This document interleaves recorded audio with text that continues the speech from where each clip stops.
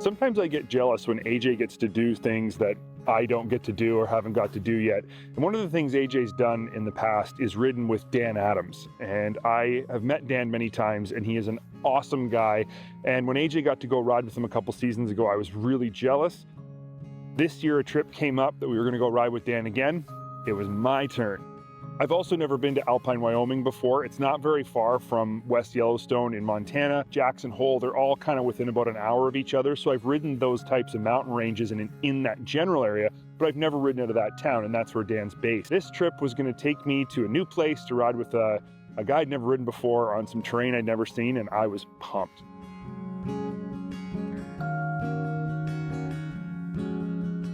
After a long trip to get to Alpine from Canada, I was super pumped to ride, but when I woke up on ride day 1, the weather, it looked like it had gone our direction and had gone our way, but the mountains is a completely different landscape. It's a completely different set of rules.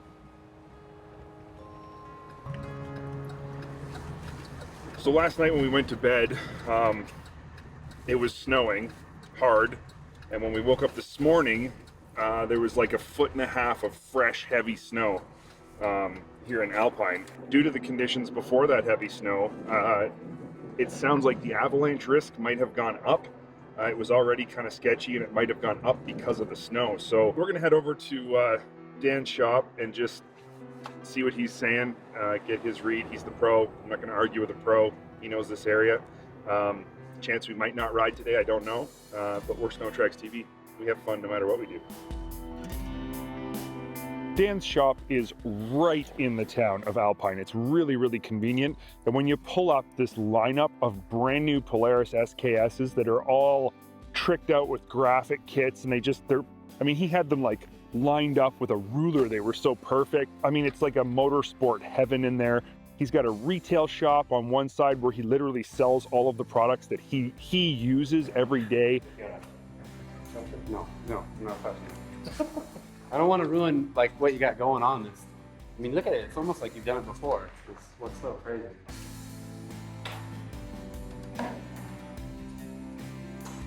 What's up? Hi guys. How are you? Nice to see you, man. You as well. Thanks for bringing me the snow. We thought we'd come bearing gifts, you know? Yeah, absolutely. Yeah, I hear we may not have brought the right kind of gift though. Well, we're always hopeful for snow, but yeah, sometimes Mother Nature, she lets us know when it's time to just, well, do some of this stuff, play in the shop. So today's avalanche forecast was a forecast that none of us want throughout our season, but when we get it, we have to act accordingly. At Next Level Riding Clinics, it is my job, it is my responsibility as a backcountry rider, and as somebody that is, I would say, has the knowledge of my area, my terrain. I know that when this forecast looks the way it does, that our best bet is to just stay off of it. You know, you're riding to ride another day. So oftentimes I'll tell clients, you know what, today is a day that you should go home and do what your wife is actually telling you to do. It gave us a chance for him to give me some tips and pointers as well, and we had some talks. It was really nice to just spend time getting to know Dan a little better. Just do what they say. And when Dan says don't ride because it's avalanche situations, you don't ride because I don't want to get buried. I think the reason why I really take, my backcountry safety and just personal experience in the backcountry, well, December 2nd, 2007, I was a rescuer. A good friend of mine, Jason Blair, was buried in a slide, and we were able to dig right to him. Jason was about 4.5 feet down, and he was under the snow for just under 5 minutes. It was my index finger in his mouth and in his nose, clearing his airway so that he could breathe. And every mountain rider, and this is myself majorly included in this, you have to be able to look at the decisions that you're making with some level of selfishness. And what I mean by that is that I have to be thinking of myself just as much as I'm thinking of the group that's with me, the friends that are along for the ride. If I'm the one that is caught under the snow, and I'm the one that had doubts about the day because I had doubts about the conditions, because I doubted what the forecast was showing me, this is a harsh one. You don't die right away. You're under the snow, and you get to think about the things that you could have done. You get to think about the things or the people that are above the snow and whether or not they were properly trained, or if they even had the right equipment, or if you even talked about it.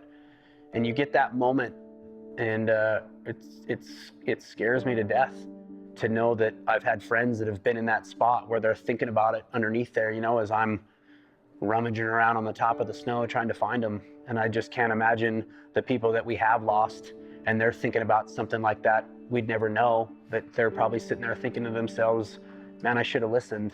You know, I should have paid more attention. I should have actually taken that course that I kept putting it off, and I kept putting something else in front of it, you know, whether it was a cost or a time or, you know, nobody was doing it. It wasn't cool. And man, I didn't want to be that guy that was being that dude that's just constantly talking about safety and this, that, and the other. I just want to ride my snowmobile and not worry about it. And I think that the thought process that goes through my mind about somebody that's sitting under the snow, if that was ever me, I would just be very difficult for me to not, you know, do what I do and network out to the people that I know it matters to.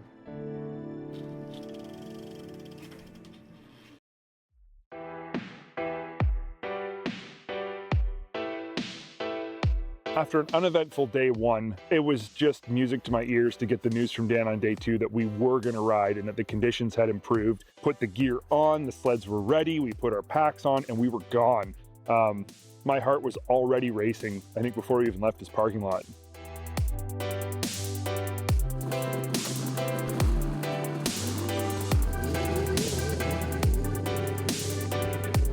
This morning, so our avalanche advisory as of 6:30 this morning went from a high to a considerable. And so I brought you guys up into one of my favorite riding areas. We do have some great pockets of snow up here, but we can stay safe while doing it.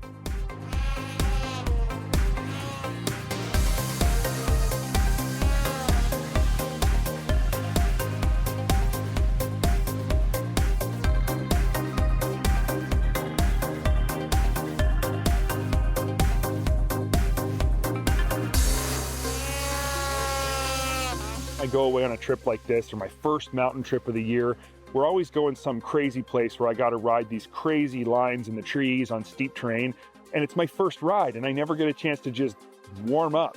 Well, this time it was mint. We pulled up into this beautiful Alpine field that had tons of snow in it.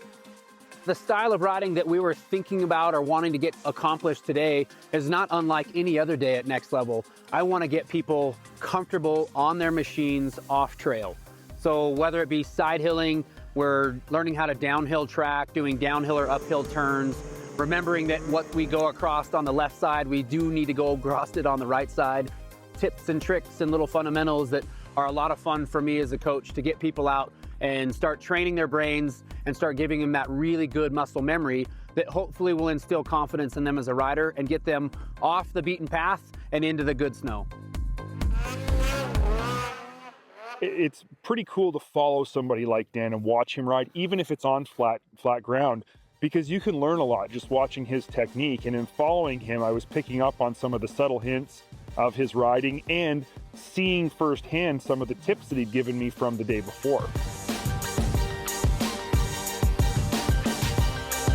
I get an opportunity to ride a lot of snowmobiles, and this is not just coming from me. I hear this a lot through clientele, through other riders. You get onto this snowmobile and it's just so intuitive. It's like you plug into the thing. You get on it. What you think is what it does. You lean, you look, you give it gas, it pops up on the snow and it goes in the direction that you want it to.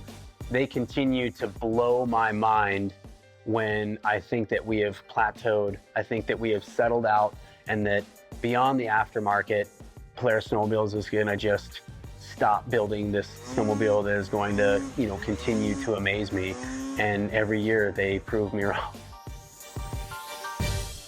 We couldn't ride any extreme steep terrain because of the conditions, but Dan knew of one hill. It's a place he takes a lot of his clinics to learn the basics of side hilling. It's relatively steep, but it's completely safe.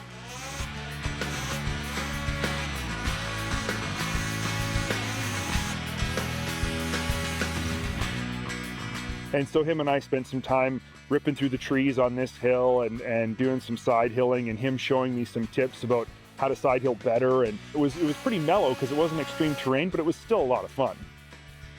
So as Luke came in the door, I could tell he had confidence. I could tell that he had an understanding of what it was going to be like once we get out here. And once we did, I could tell that he had a lot of the fundamentals already put together, and it was really fun for me to critique some of those and just refine riding, because really that's what it's about. I don't want everyone to just try and learn to ride a snowmobile like I do. I actually work with their own specific style and try to make that style work better for them.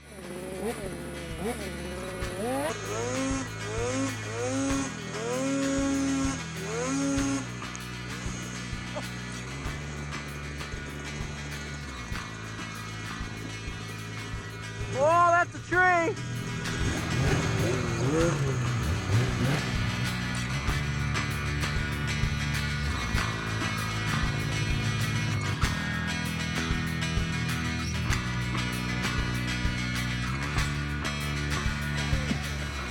There's a reason they're professionals, and that's one of them. That was gnarly. So we were out riding snowmobiles. The emphasis on today was obviously learning how to ride the sleds and kind of putting on a riding clinic for Luke. Then out of the blue, we're surprised by my two guys, Jason Blair and Dylan Hoppola, who roll in on our brand new Timbersled Aero 120s. Dan and I jumped on the two Timbersleds and took off, and immediately, as soon as I dumped the clutch, I was like right at home and remembered why I love doing this so much. These things are mint. I mean, the KTM bike itself is beautiful, but that's not really the secret of the system. The secret is the Timbersled Aero and the Trio up front. I mean, Polaris has done an insanely good job with this new Aero kit.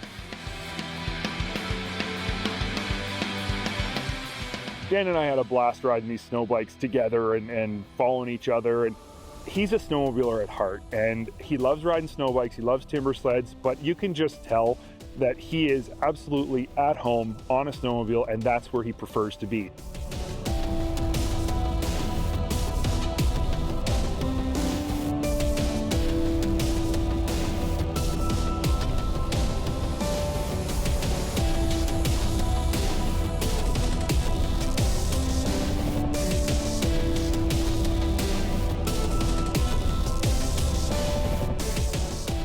One of his guys that works with him and guides for him, Jason Blair, they call him Blair Man.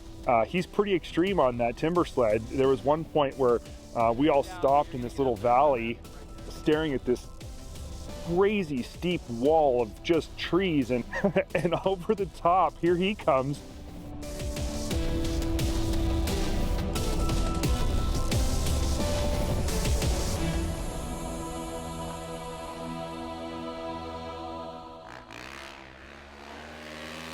When you ride with Dan Adams, I think it's pretty much a given you're going to end up finding some jumps.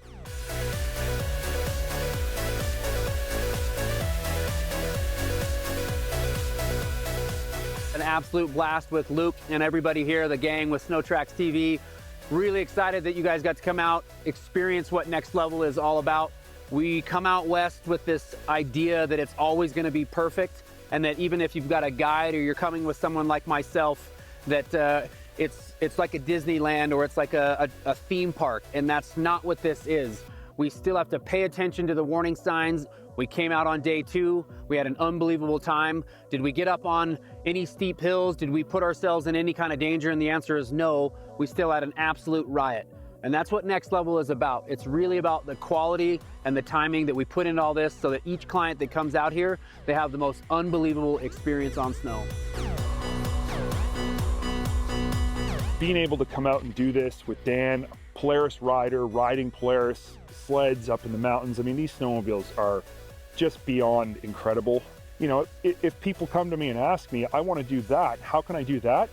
The answer is easy. Go online, look up Dan's website, Next Level, and book a clinic. I couldn't put together a more fun trip than this one if I wanted to, and trips like these are the ones that I hang on to while the sun's out and it's warm. I remember this kind of stuff, and I'm never going to forget this one. If you've enjoyed this video and would like to see more content from SnowTrax TV, click the like button and subscribe to the SnowTrax TV YouTube channel.